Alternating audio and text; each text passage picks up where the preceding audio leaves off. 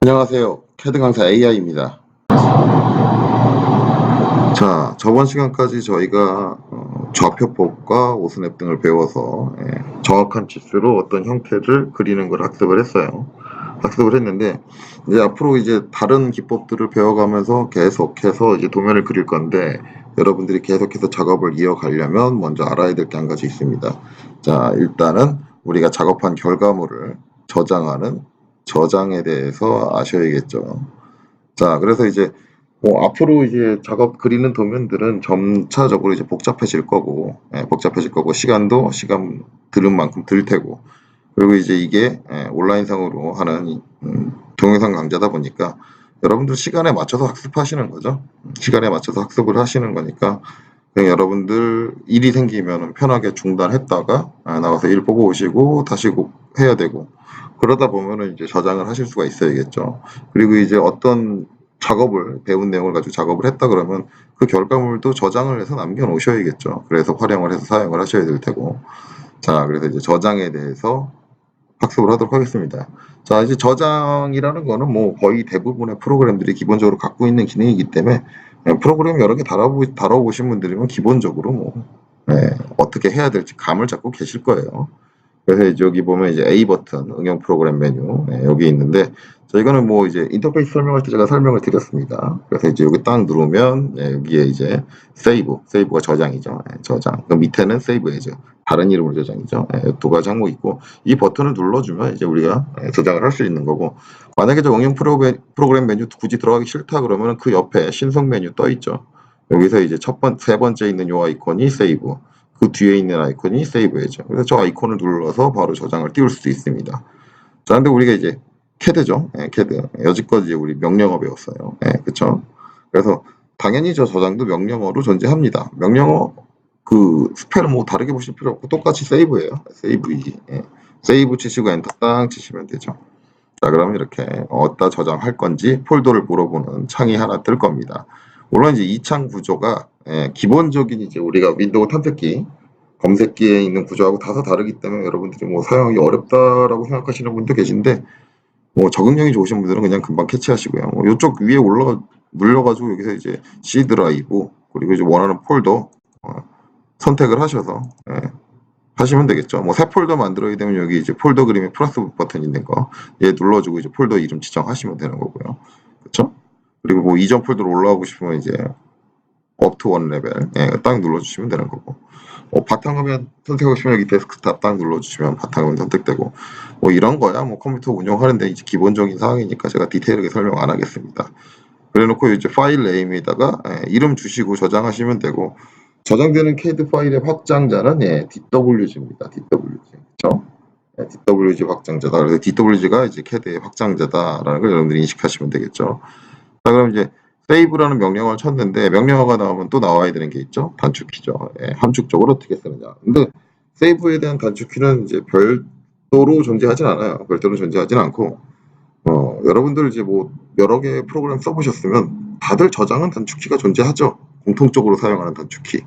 컨트롤 S입니다. 그래서 컨트롤 S 누르면 어떻게든 마찬가지로 저장이 나와요. 마찬가지로 이제 이름하고 저는 바탕화면을 저장할게요. 이름 주고 나서 이제 바탕화면에다가 저장해라. 땅 세이브 눌러주면은 자 드로잉 2라고 지금 제가 저장을 했는데 여기에 이제 드로잉 2라는 파일이 이렇게 생겼죠. 자 드로잉 2라는 파일을 생성을 했습니다. 자 그다음에 이제 선 좀 몇 개 그려놓을게요. 세이브 할 거니까. 자 자 그려놓고 나서 이제 또 여기서 컨트롤 S를 누르면 더 이상은 폴더를 물어보지 않습니다. 왜? 지금은 이제 벌써 폴더 지정해서 파일 이름까지 결정해가지고 한번 저장한 거죠. 자, 여기서 이제 컨트롤 S를 누르면 덮어 씌웁니다. 덮어 씌워요. 덮어 씌워서 이제 이전의 세이브 파일을 취소하고 이 파일이 생성이 되는데 한 가지 특징이 있어요. 자, 제가 이제 덮어 씌우게 되면은 자 덮어 씌운 파일은 여기 있어요. 여기 있는데 여기 보면은 drawing2.bak라는 걸 하나 더 만들어주죠. 자, 얘는 백업 파일입니다. 백업 파일. 백업 파일은 이전에 내가 지금 두 번째 저장을 했는데 두 번째 저장하기 전에 저장된 상황. 그 상황을 그냥 지워버리는 게 아니라 백업 파일로 변환을 시켜줘요. 그래서 내가 저장했을 때 잘못 저장 버튼을 눌러가지고 실수한 거를 한 번 정도, 딱 한 번만, 한 번 정도는 만회할 수 있게 해준다는 거죠. 자, 그리고 이제 또 한 번 그려서, 선을 하나 추가적으로 그려서 다시 컨트롤 S 눌러서 덮어 씌워 볼게요.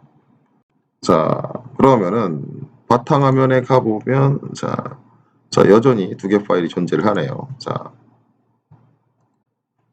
두 개 파일 존재하는데, 지금 이제 DWG 파일은 제가 선을 하나 더 그린 걸 거예요. 그쵸?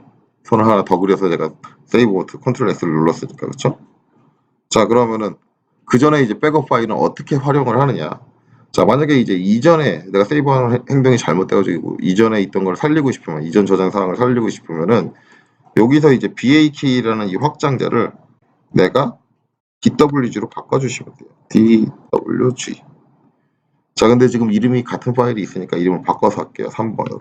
3번으로 바꿔서 점검문구를 띄우고 얘 그냥 캐드 파일로 바뀝니다. 그래서 얘 더블 클릭해서 한번 열어볼게요.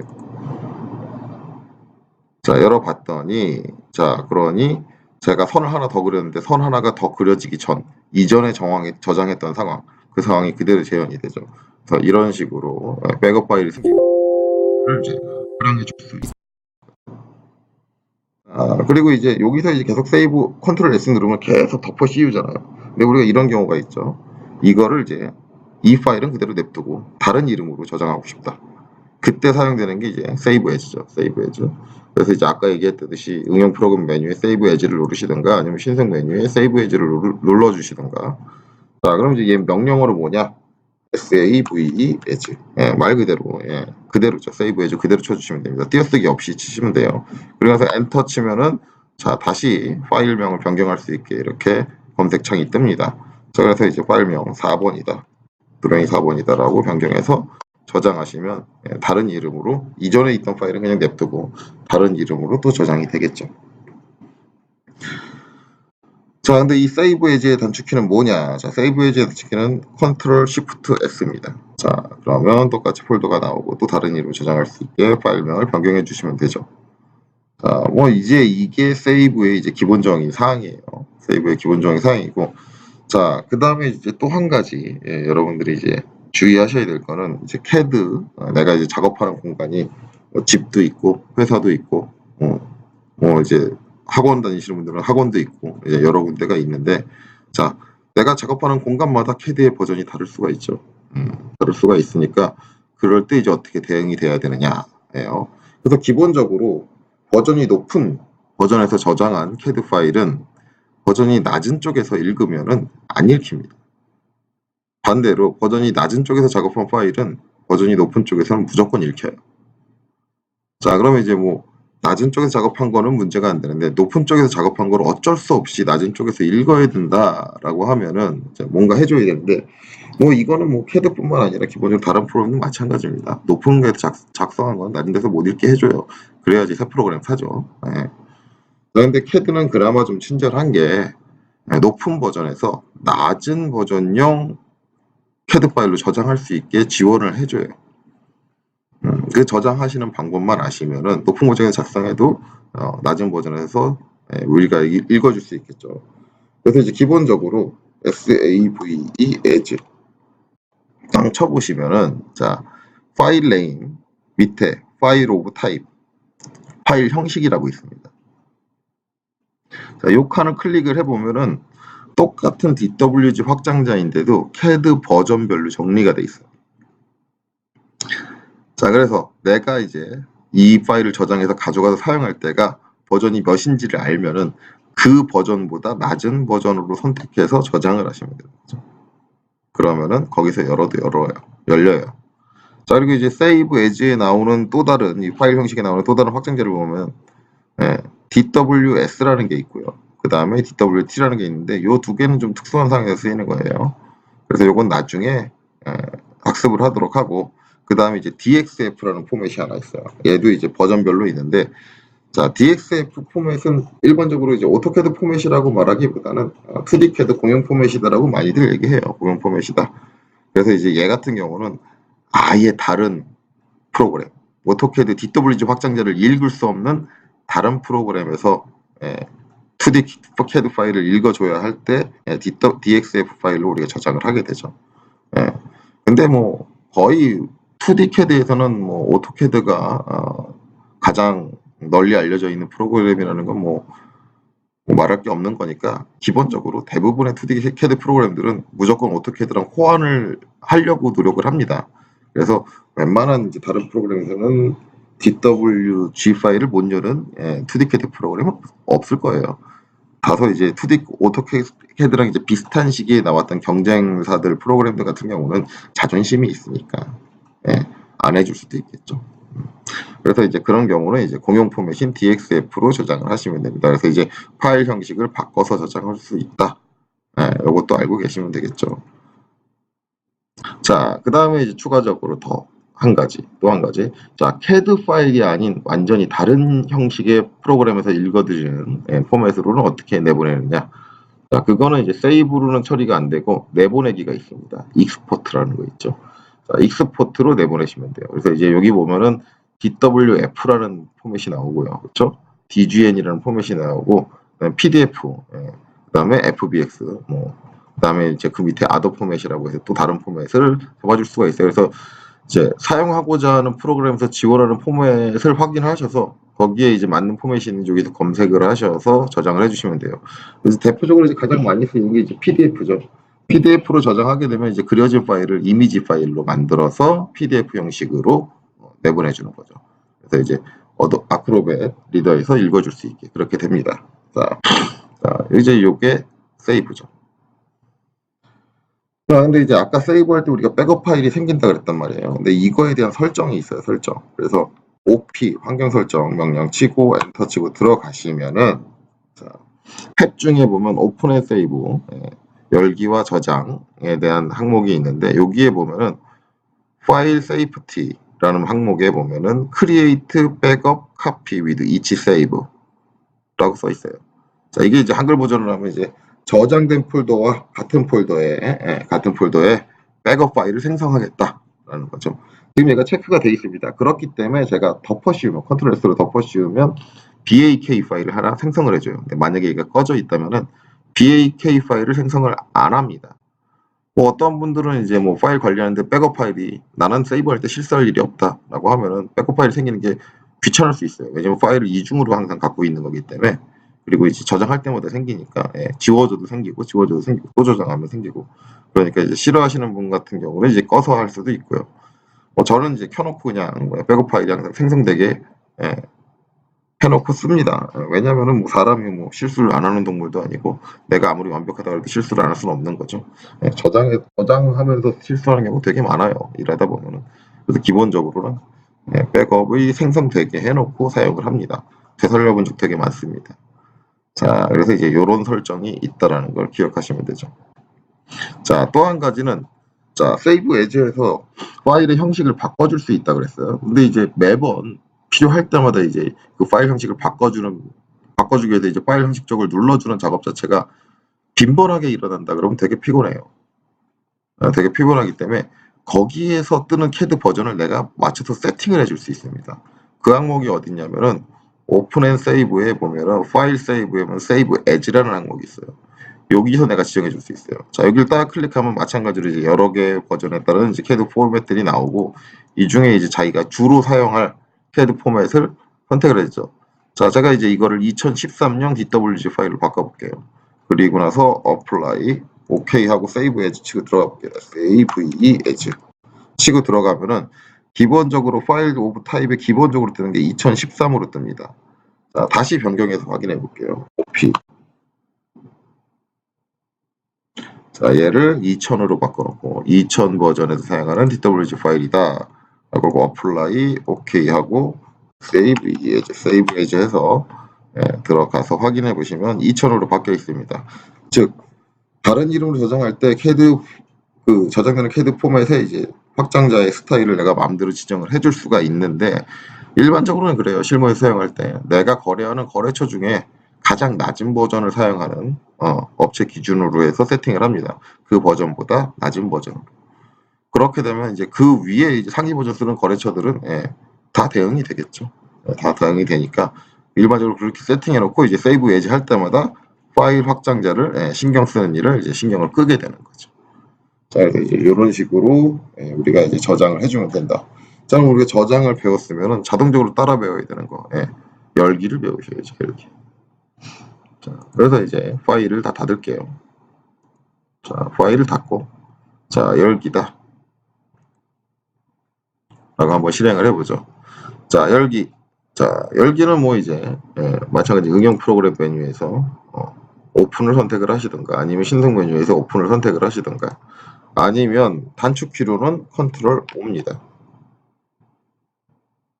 그리고 나서 원하는 파일을 선택하시고 오픈 이렇게 눌러주시면 그 파일이 열리겠죠.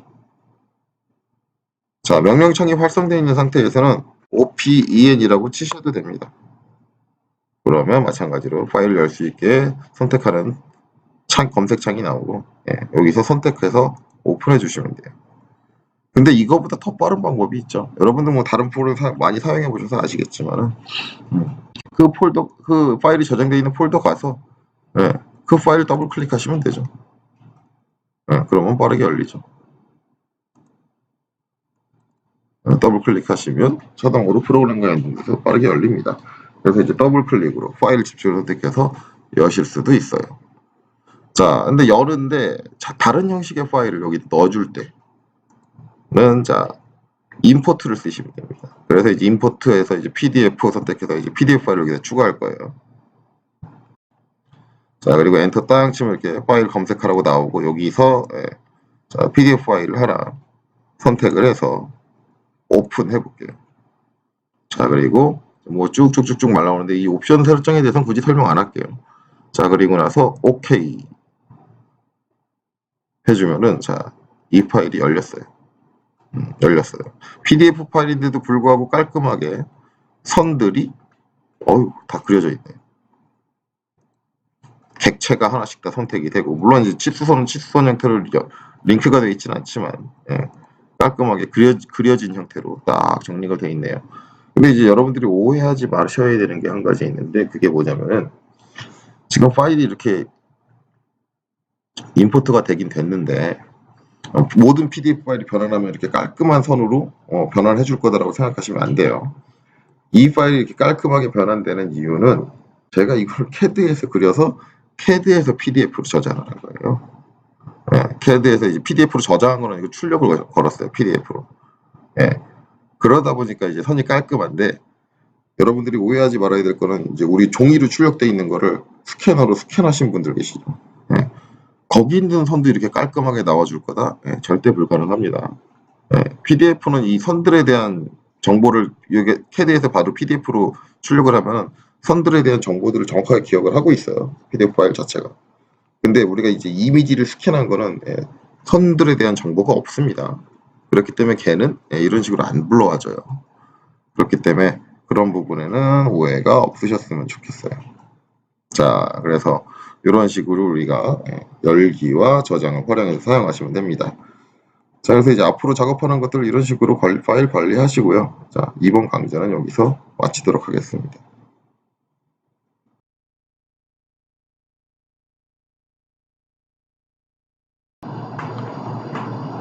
자, 저희가 저번 시간까지 좌표법을 활용해서 어떤 형상을 그렸습니다. 자, 그래서 그렇게 그렸는데 이제 좀 현실적인 얘기를 하면은 우리가 이제 좌표법을 가지고 도면을 그릴 일이 이제 얼마나 있느냐, 그 얘기부터 해야겠네요.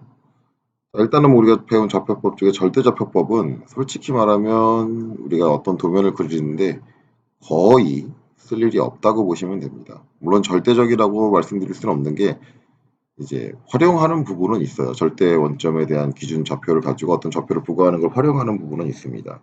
활용하는 부분은 있는데 형상을 그리는데 절대좌표법으로 그리는 일은 절대 없을 거예요. 절대좌표를 활용하는 대부분의 경우는 T포인트 설계라고 해서 여러 사람이 여러 개의 부품들을 각자 이제 자기가 맡은 부품들이 다른 거죠. 다른 부품들을 하나씩 설계를 하고 그걸 조립할 때 위치 관계를 맞춰줘야 되는데 되게 이제 원점 기준해서 이제 처음에 시작하는 시작 포인트들을 다 정해줍니다. 정해주면은 나중에 그 도면들을 합칠 때 원점 기준으로 합쳐주면은 위치를 맞춰주지 않고 한 번에 딱 조립이 되는 상태. 그런 설계를 이제 T포인트를 활용하는 설계라고 하는데, 그런 설계를 해줄 때는 원점 기준으로 좌표를 부과하는 방식을 사용을 하긴 해요.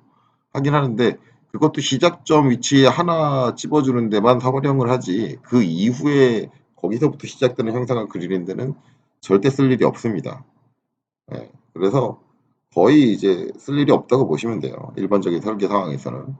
그리고 이제 상대좌표법을 가지고 우리가 형상을 그린다고 하는데, 자, 우리가 이제 앞에 상대좌표법을 배우고 형상을 그릴 수 있는 대부분의 이유는 뭐 예제 남이 그려놓은 이미 그려놓은 도면을 보고 여러분들이 그리고 계셨죠. 치수가 다 정해져 있는 상태입니다. 근데 설계라 업무라는 것 자체는 치수가 정해져 있는 게 아니라 내가 구상을 해가면서 치수를 결정을 지어가는 과정이에요. 그래서 선의 길이를 얼마나 그려야 될지, 뭐 좌표가 어떻게 될지 그런 것들에 대한 계산이 거의 안 됩니다. 물론 이제 상대좌표 같은 경우는 일부 경우에는 간간히 사용은 돼요. 그리고 좌표계에 대한 이해는 도면 작업하시는 분한테 반드시 필요하니까 절대적으로 상대좌표의 개념은 이해를 하고 계셔야 됩니다. 계셔야 되는데 실질적으로 그걸 가지고 우리가 형상을 그리는 일은 별로 없다라는 거죠. 자, 그렇게 됩니다. 그리고 이제 극좌표도 마찬가지 개념이 되겠죠. 마찬가지. 물론 이제 극좌표는 각도를 주는 게 핵심이기 때문에 잘 활용하면 간간히 진짜 상대좌표보다는 많이 활용을 할 거예요. 자, 그러면 이제 실제 실무에서 이제 도면을 어떻게 그려 나가느냐. 네, 물론 이제 제가 이제 예시를 드리는 게 뭐 모든 업종에서 절대적으로 사용되는 방법이다라고 보기에는 조금 애매한데 가장 유명한 방법입니다. 거의 대부분의 사람들한테 캐드를 다룰 줄 아는 사람들한테 얘기를 하고 이걸로 실무를 뛰는 사람들한테 내가 캐드를 배운다라고 하면은 이제부터 배울 이제 4가지 정도의 명령어는 기본적으로 그 사람들이 얘기를 할 겁니다. 아, 이런 기능들을 공부를 하겠구나라고 가장 대표적으로 얘기를 해요. 그래서 가장 전 세계적으로 널리 사용되고 있는 방법이고, 그 방법에 대해서 이제 설명을 드리려고 해요. 그래서 이제 우리가 이제 가장 첫 번째로 배울 명령은 X라인이란 명령입니다. X라인. 자, X라인 명령을 배우는 이유, 그러니까 X라인이 이제 어떤 선인지부터 아셔야겠죠. X라인이라는 선 자체는 길이가 존재 안 하는 선입니다. 무한선이에요. 무한선. 그럼 이제 얘를 어떻게 쓰느냐? 우리가 치수가 안 정해져 있기 때문에 선의 길이를 얼마로 빼야 될지 모르기 때문에 화면상에 대충 쭉쭉 거놓는 거예요. 거놓고 나서 나중에 이제 그거를 정리하는 방식으로 이제 도면을 결정을 짓습니다. 자, 그럼 이제 X라인 명령에 대해서 살펴봐야겠죠. 자, 원칙적인 전체 명령어는 XLINE, X라인이 됩니다. 자, 그리고 단축키로는 XL까지만 치시면 돼요. 자, XL 하고 엔터를 땅 치면은 처음에는 점을 하나 찍어달라고 요구를 합니다. 그래서 화면상에 한 점을 찍고 나서 마우스를 움직여보면 이렇게 되죠. 자, 직교가 꺼진 상태에서 움직이면 이렇게 됩니다. 자, 제가 찍어준 한 점을 기준으로 양쪽 방향으로 무한선이에요. 얘를 각도, 방향을 정해주고 클릭을 해주면 선이 이렇게 놓입니다. 그리고 명령이 바로 안 끝나요. 그래서 연속적으로 그 점을 기점으로 여러 개의 방향의 선을 한꺼번에 그려줄 수 있어요. 원하는 선을 다 그렸으면 ESC 또는 엔터를 쳐서 명령을 끝내시면 됩니다. 자, 이 선은 말 그대로 무한선이기 때문에 화면을 아무리 축소한다고 해도 그 끝을 볼 수가 없어요. 말 그대로 무한한 선입니다. 자, 이 무한한 선을 쓰는데, 자, 이 무한선을 작성하는 이제 몇 가지 방법들이 있어요. 자, 그거에 대해서 설명을 하죠. 자, X라인 딱 쳐보면은 옵션들이 존재합니다. 자, 옵션이 처음에는 HOR, 그 다음에 BER, 그 다음에 ANG, 그 다음에 바이섹트, 그 다음에 옵셋이라는 총 5가지의 옵션이 존재를 하네요. 자, 한글 버전에서 이제 HOR은 수평이라고 나올 겁니다. 말 그대로 수평선을 그려주는 기능이에요. 그래서 이제 H 단축키를 치고 엔터를 치면은 자, 아까는 선의 형태가 안 나오는데 이번엔 마우스 포인트 기준으로 양쪽으로 무한한 선이 나옵니다. 좌우로. 이게 수평선이죠. 그래서 한 점을 찍어주면 내가 찍어준 한 점으로부터 좌우 수평한 선을 그릴 수 있게 해줘요. 자, 여기서 이제 보셔서 아시겠지만 X라인 다음에 있는 옵션 VER, 버티컬, 수직이죠. V를 쳐주면 자, 이번에는 수직의 형태로 선이 고정이 됩니다. 그래서 한 점을 기준으로 위아래로 수직한 형태의 선을 그려줄 수가 있어요. 자, 근데 앞서 얘기한 이 두 가지 옵션은 우리가 잘 사용하진 않습니다. 왜냐하면 X라인 명령을 실행을 하고요. 한 점을 찍은 다음에 그냥 움직이면 이렇게 되지만, 자, 키보드의 F8, 앞에서 나왔던 얘기죠. F8을 눌러서 직교를 켜주면 내가 찍은 점으로부터 오른쪽 또는 좌측으로 당기면 수평선을 그려줄 수 있어요. 그리고 위로 길게 당겨주면 수직선을 그려줄 수 있습니다. 그렇기 때문에 별도로 옵션을 사용해서 수평선과 수직선을 그리는 경우는 별로 없어요.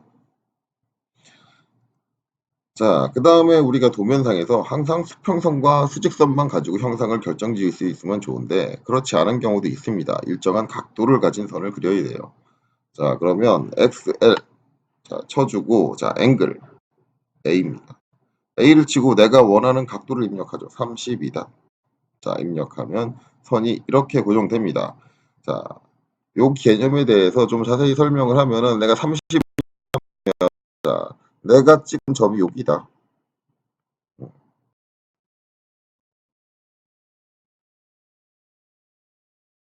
부터 오른쪽으로 수평하기 정도. 여기서 반시계 방향으로 30도가 기울어진 선으로 고정이 됩니다. 자, 요 개념은 항상 그때 극좌표 나올 때도 나왔던 개념이니까 동일하게 이해하시면 됩니다. 자, 그래서 저런 식으로 우리가 사용을 할 수 있다라는 거죠.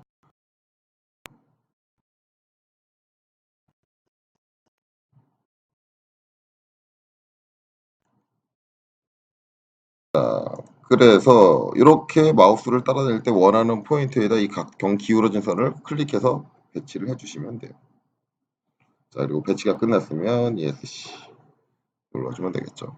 그래서 이렇게 일정한 각도를 가진 선을 그릴 수 있다는데 꼭 이 방식을 쓰셔야 되는 건 아니에요. X라인 상태에서 한 점을 찍고 나서 각도를 줄 수도 있습니다. 자, 그거는 우리가 이제 앞서 배웠던 극좌표의 응용 쪽에 나오는 건데 골뱅이 표시 없이 앞에 선의 길이 없이 각도 기어 넣어주고 그 다음에 30을 입력을 해주고 엔터를 쳐주면 마우스로 움직여보면 선이 이렇게 30도로 고정이 됩니다. 그래서 극좌표의 응용 활용을 통해서도 각도를 줄 수는 있어요. 그렇기 때문에 굳이 그 옵션도 꼭 알아야 된다라고 말하기는 좀 어렵죠. 물론 저는 그 옵션을 자주 사용을 합니다. 반사적으로. 자, 그 다음에 이제 이런 경우가 있습니다. 자, 지금 보시면 제가 그냥 마우스로 대충 클릭해서 선 두 개를 그렸습니다. 자, 마우스로 대충 클릭해서 그렸다는 거는 저 선의 각도가 얼마인지는 당연히 그린 저도 모르겠죠. 예, 그린 저도 모르는데, 자, 이런 식으로 요구가 올 수 있습니다. 그리는 자, 이 선에 대해서 이렇게 30도가 기울어진 선을 그려달라고 요구가 올 수도 있어요. 자, 그런데 이걸 각도를 통해서 각도를 입력을 하려면 이 점으로부터 수평한 이 각도를 입력을 해야 됩니다. 근데 요 각도 자체를 제가 지정을 해서 그린 게 아니기 때문에 이 상태에서 우리가 과연 이 30도 어떻게 그려줘야 하느냐에 대한 얘기입니다. 자, X라인의 옵션을 활용하시면 쉽게 그려줄 수 있어요. 자, X라인 실행을 하고요. 일단 아까 했던 각도 옵션을 실행을 합니다. 그러면 옵션이 하나 더 나와요. 리퍼런스라고 나오는데 우리말로 하면 참조죠. 참조 R을 입력하고 자, 기준이 되는 선을 선택을 해주면 이제부터는 저 선의 방향 자체가 0도가 돼요. 그리고 나서 내가 원하는 각도 30을 입력하면은 내가 선택한 선으로부터 30도가 기울어진 선이 나옵니다. 자, 이렇게 되면 이 선의 각도를 몰라도 이 선으로부터 30도 기울어진 선을 그려줄 수가 있어요. 자, 이거를 응용을 하면은 자, 이 선에 대한 수직선을 그려라 라고 하면은 대부분 XL 앵글 자, 리퍼런스 하고 이 선을 선택하고 90도다 라고 입력을 해서 수직선을 그리겠죠. 근데 만약에 내가 그려야 되는 게 어떤 선과 수직한 수직선이라면은 좀 더 쉬운 방법이 있습니다. 자, 그 방법은 X라인 실행을 하고 자, 수직 오순 앱을 켜주는 거예요. 자, 퍼펜디큘러 오스냅을 켜서 자, 이 선에다 갖다 대서 클릭을 해주면 이렇게 이 선과 90도인 선이 나옵니다. 그렇기 때문에 굳이 어떤 선과 90도를 이루는 90도 수직한 상태를 이루는 선을 그리는데 굳이 옵션을 사용할 필요는 없겠죠. 근데 이것 때문에 생기는 불편함도 있어요. 불편함은 뭐냐면 저 같은 경우는 자동 오스냅에서 퍼펜디큘러를 빼놓고 씁니다. 근데 이거를 켜놓고 쓰시는 분들이 계세요. 자, 그런 분들은 X라인 해서 이 선에 갖다 대는 순간 잘못하면은 수직이 잡히는 경우가 있어요. 지금은 잘 안 잡히네요. 특정 조건이 되면은 수직이 잡히는 경우가 있습니다. 그러면 자동적으로 선이 수직으로 고정돼요. 이 조건을 좀 만들어주기가 어렵네요.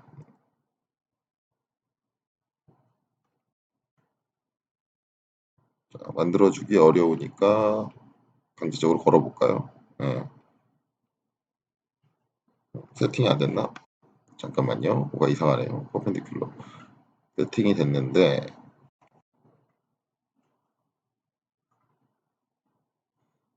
수직이 자동으로 안 걸리네요. 이거는 버전에 따라서 개선이 된 건지는 모르겠습니다. 제가 이거 이 업데이트 내용에 대해서 확인 안 해서. 그래서 종종 사용하다 보면 이제 X라인 사용하시다 보면 나 이 선의 끝점 잡으려고 했는데 수직이 걸려버려요. 그런 경우들이 있어요.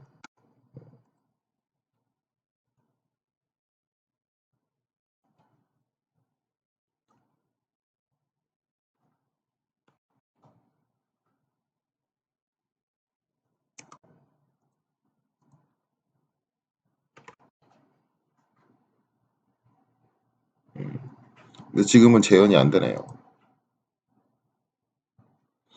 자, 그래서 가능하면 우리가 이제 X라인을 사용할 때는 수직 오스냅을 저는 꺼놓고 사용하는 걸 자동 오스냅에서 제외하고 사용하는 걸 권장을 합니다. 아마 지금 버전에서는 뭐가 개선이 돼서 이런 걸 수도 있는데 이거보다 하위 버전에서는 저 같은 경우 이제 제가 수업을 하는 학원 같은 경우는 2008을 쓰는데 이 현상이 지속적으로 발생을 해요. 그래서 이제 엑스라인 쓰는데 불편함을 느끼는 경우가 덜어 있습니다. 그래서 저는 가능하면 퍼펜디큘러를 빼는 쪽을 권장을 하고 있어요. 그렇게 됩니다. 자, 그리고 나서 이제 엑스라인 다른 옵션을 또 살펴보도록 하죠. 자, 아까 마찬가지로 자, 선 두 개를 그렸는데 자, X라인 자, 보시면 이제 앵글 다음에 바이섹트 양분하다, 이등분하다라는 뜻이죠. 바이섹트라는 말이 있어요.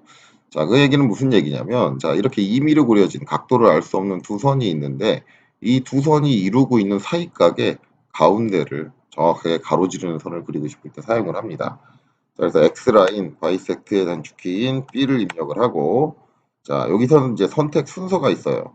자, 처음에는 두 선, 각도를 이루고 있는 두 선이 만나는 교점을 먼저 찍습니다. 자, 이 다음부터 순서는 없어요. 대신에 자, 이 선에 있는 끝점 또는 중간점 아니면 근처점 어디도 상관없습니다. 이 선이 갖고 있는 요 원점을 제외한 나머지 점들 중에 아무 점이나 한 점을 잡아주면 그 다음에 선택되는 거는 얘와 각도를 이루고 있는 다른 선의 한 점을 잡아주시면 돼요. 그러면 이렇게 정확하게 그 각도의 반을 가르는 선이 그려집니다. 그래서 요걸 활용하실 수 있겠죠. XL 자 마지막에 나오는 옵셋이라는 명령이 있습니다. 자 물론 이제 이 다음 수업을 들으면 똑같은 말이 나오네 라고 하는데 자 그래서 이 명령은 그렇게 자주 사용하진 않아요. 자주 사용. 자 저거는 이제 다른 선이 하나 그려져 있어야 돼요. 어떤 선을 제가 하나 그려 놓을게요. 자 이렇게 하나 그려 놓고 자 X라인 한 다음에 옵셋의 기능은 옵셋은 간격을 띄워주겠다는 얘기입니다. 간격을 띄워주겠다는 얘기예요. 그래서 이제 옵셋을 실행을 하면은 스펙 CP, offset distance라고 나오죠. 예. 띄워줄 거리를 정해달라고 얘기 나옵니다. 자, 그래서 내가 간격을 100mm를 띄울 거다. 라고 입력을 하고, 그 다음에 그려져 있는 간격을 띄워주고자 하는 선을 선택을 합니다. 그럼 간격을 띄워줄 수 있는 방향이 두 군데가 나와요. 이쪽과 이쪽, 선을 기준으로 양쪽이 나옵니다. 원하는 방향 쪽으로 마우스를 지향한 다음에 클릭을 해주시면 이렇게 기존에 그려진 선과 평행하게 100mm의 간격이 띄어진 무한선이 그려집니다. 자, 100mm의 간격인지 확인을 해보면 자, 이렇게 100mm의 간격이 떨어진 무한선이 그려져요. 그래서 이제 기존에 그려져 있는 어떤 선과 100mm가 떨어져 있는 무한선을 그려주고 일정 간격이 떨어져 있는 무한선을 그려주고 싶을 때 옵셋이라는 옵션을 사용할 수 있는데 이 옵셋이라는 거는 명령이 별도로 있어요. 옵셋이라는 기능, 똑같은 기능을 해주는 명령이 별도로 있기 때문에 잘 활용하지는 않습니다. 그래서 이제 이런 방식으로 우리가 이제 X라인을 활용해서 어떤 선들을 내가 원하는 방향으로 쭉쭉 그어줄 수 있어요. 문제는 이 선을 어떤 식으로 활용을 해서 우리가 도면을 그리느냐죠. 자, 그 부분에 대해서는 다음 명령어를 배우면서 순차적으로 진행해 나갈 겁니다. 지금 이제 X라인에 어떤 옵션이 있는지, 그걸 어떤 식으로 활용을 하는지 그것만 익히시면 돼요. 자, 그러면은 다음 강좌에서 뵙겠습니다.